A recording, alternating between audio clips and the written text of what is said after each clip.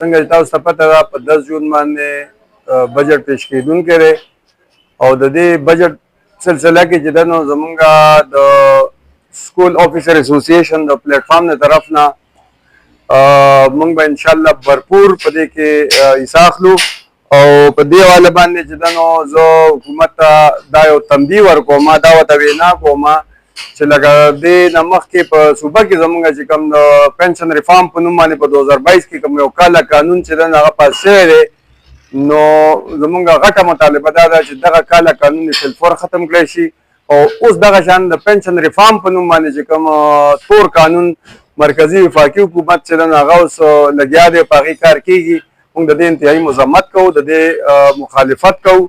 او موږ دا غواړو چې ټول ملازمین چې ده نو دا وخت راغلی دی دا زموږ د مرګ او د ژوند سوال دی زموږ د بچو د رزق مسله ده ټولو سرکاري ملازمینو ته دا اپیل کوم پرزور اپیل کوم چې په 10 جون باندې تاسو د پارلیمنټ هاوس مخې ته خپل چې کوم نو حاضري یقیني جوړه کړئ او که فرض که تاسو اتفاق او اتحاد او د تنظیم پابندي وکړه او تاسو راغلئ نو انشاءالله چې څه مسایل دي ستاسو ته دا ګارنټي در کوم چې په 10 جون باندې به انشاءالله تعالی ستاسو اتحاد او ستاسو اتفاق به ستاسو د کامیابۍ اعلان وي انشاءالله